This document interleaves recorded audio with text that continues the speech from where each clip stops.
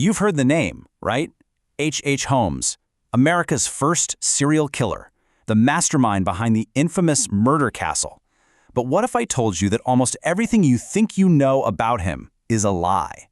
In this explainer, we're going to peel back the layers of the legend to find the real man. And believe me, the truth is way more fascinating than the fiction.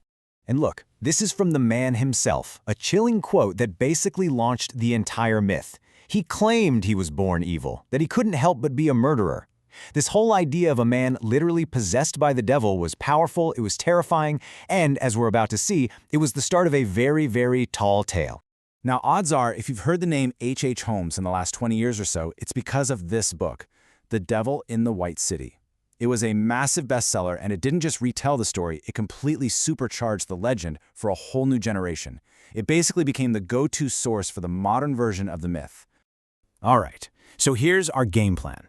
First, we're going to dive into that chilling legend of America's Jack the Ripper. Then, we're going to take a sledgehammer to that myth and see what's really going on.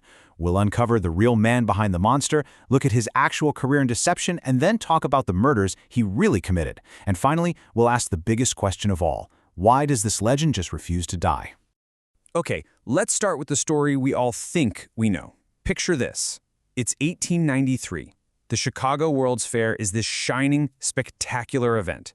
But lurking in its shadows is H. Holmes and his custom-built hotel of horrors, supposedly preying on all the innocent visitors flocking to the city. I mean, this is straight-up horror movie stuff, right?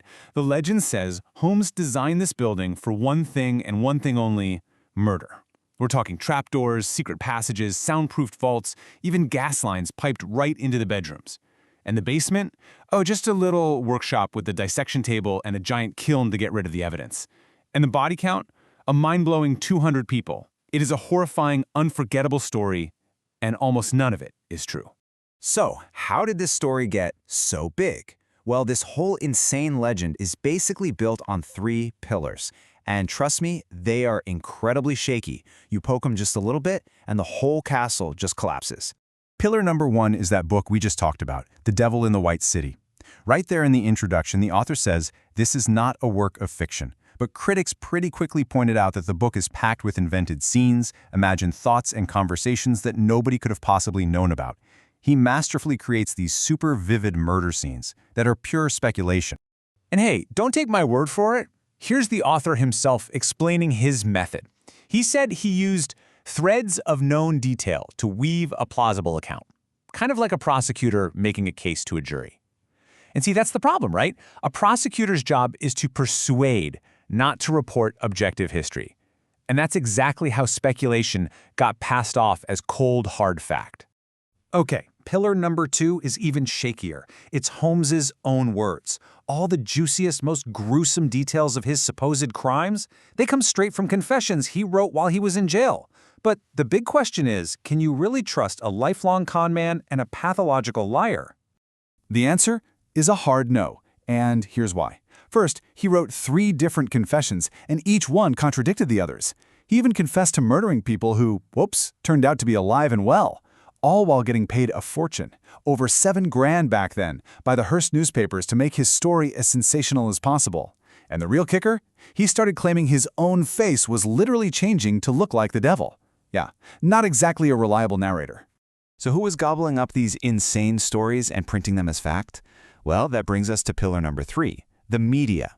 The 1890s were the absolute peak of yellow journalism. It wasn't about getting the story right, it was about selling papers with the craziest, most shocking headlines you could dream up. They took a liar's tall tales, cranked the sensationalism to 11, and created a folk devil for a hungry public. Okay, so if the legend is basically a work of fiction, who was the real man? To figure that out, we have to go back to the beginning, way before he ever started calling himself H. Holmes. Get this, his real name was Herman Webster Mudgett. Doesn't exactly have that same sinister ring to it, does it? H. Holmes was just one of many aliases he used in a criminal career that started long before he ever set foot in Chicago. His life was a masterclass in deception, right from the very start. In medical school, he was already running insurance scams with stolen cadavers. He was a bigamist, juggling multiple families at once. By the time he arrived in Chicago and became H. Holmes, he wasn't some budding killer. He was already a seasoned professional con artist. Which brings us right back to the so-called murder castle. If it wasn't a torture palace, then what on earth was it? The truth is a lot less sensational, but it perfectly reveals the mind of a master swindler. So let's do a little side-by-side. The myth says it was a hotel for murder. The reality? It was an insurance scam. The hotel was never even open to the public. The myth talks about secret rooms being torture chambers. The reality? They were just places to hide furniture he bought on credit and never intended to pay for. And all those workers he was constantly hiring and firing, it wasn't to keep his dark secrets. It was just a way to avoid paying their wages. The entire building was one giant con. And this really gets to the heart of it.